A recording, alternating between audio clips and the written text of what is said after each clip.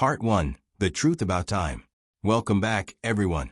Before we begin today's lesson, I want you to pause for just a moment and think about one simple question. If someone asked you where your time went during the last 7 days, would you have a clear answer? Most people wouldn't. Most people wouldn't. We remember being busy, answering messages, watching videos, going to work, worrying about the future, and thinking about things we wanted to do. But when we look back, we struggle to find the moments that truly mattered. Time has a quiet way of disappearing. It never announces that it is leaving. It simply moves forward, whether we notice it or not. That is why today's lesson is so important. The title of this story is Life is Short. Spend it wisely. This is not just another motivational message.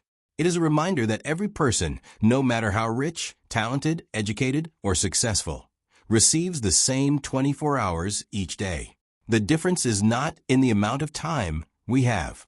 The difference is in how we choose to spend it. When we are children, time feels endless. Summer vacations seem to last forever. Waiting for a birthday feels impossible because each day moves so slowly. We dream about becoming adults because we believe that adulthood is the place where happiness begins. We tell ourselves, one day I'll have my own money. One day I'll make my own decisions. One day life will be exactly how I want it. Then, adulthood arrives. Suddenly, the days begin to move faster than we ever imagined. Monday becomes Friday before we even notice. January quietly turns into December. 1 year becomes 5 years. And before long, we find ourselves asking the same question that millions of people ask every single day. Where did the time go? The surprising truth is that time didn't disappear. We simply spent it without paying attention. Think about how an ordinary day usually begins. The alarm rings. You promise yourself you'll wake up immediately, but you press the snooze button because 10 more minutes feels harmless. Those 10 minutes become 30. Now you're rushing. Breakfast becomes optional. Your mind is already full of stress before the day has even begun. Then work starts. Meetings, emails, phone calls, deadlines, and responsibilities fill the hours. You tell yourself that once everything is finished, you'll finally focus on your personal goals. Maybe you'll practice English. Maybe you'll exercise. Maybe you'll read that book you wanted to finish for months. But by evening, you're exhausted. Instead of doing the things that move your life forward, you look for something easy. You tell yourself you'll watch just one short video to relax. One video becomes 5. 5 become 20. Before you realize it, 2 or 3 hours have disappeared. You glance at the clock and think, it's already late. I'll start tomorrow. Tomorrow arrives, and the same cycle begins again. Does this sound familiar? It should, because this isn't the story of one person. It's the story of millions of people around the world. Different countries, different languages, different jobs, but the same habit of believing there will always be more time. The problem is that life never promises us more time. It only gives us today. Imagine someone gave you $86,400 every morning. The only condition is that you must spend it before midnight. Whatever remains disappears forever. Would you waste it? Of course not. You would plan carefully because you know it has value.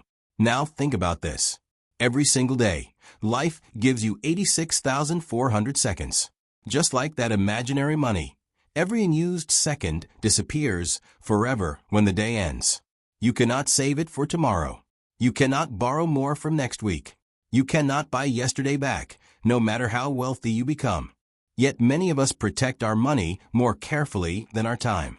We compare prices before buying a simple product, but we spend hours doing things that bring no happiness, no growth, and no lasting memories. We hesitate before spending a few hundred rupees, yet we give away entire evenings without asking whether they helped us become the person we want to be. This isn't about never relaxing. Rest is important. Laughter is important. Entertainment has its place. The real question is whether we are choosing our time or simply letting our habits choose it for us. There is a big difference. When you decide to spend an evening with your family, that is a choice. When you decide to read a book because you want to learn something new, that is a choice. When you practice English because you dream of speaking confidently one day, that is a choice. But when you lose hours without even realizing how they disappeared, that is not a choice. It is a habit, and habits quietly shape our future. One of the greatest misunderstandings about success is that successful people somehow have more time than everyone else. They don't. They simply understand something that many people learn too late. Every small decision matters. A person who reads 10 pages every day doesn't notice a dramatic change after 1 week. But after 1 year, they may have finished 15 or 20 books.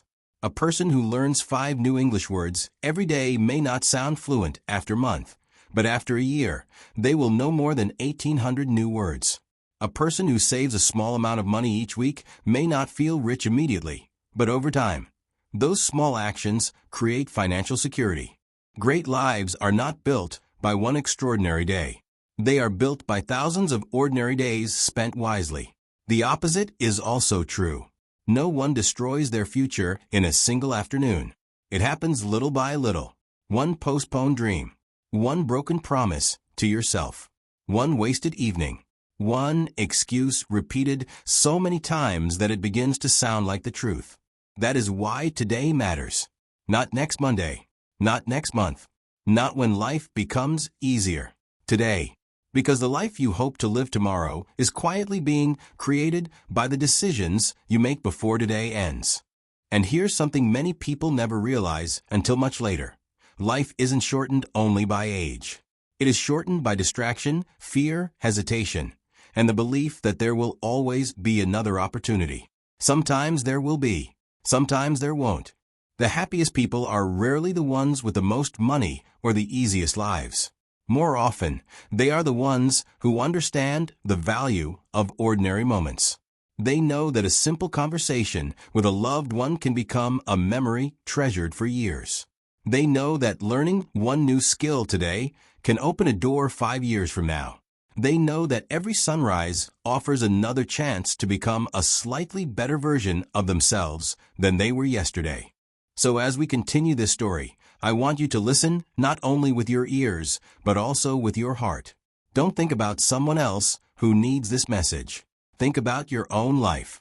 Think about the dreams you've postponed, the people you've been meaning to call, the skills you've promised yourself you'll learn, and the version of yourself you've always hoped to become. Because the most important question isn't how long life is.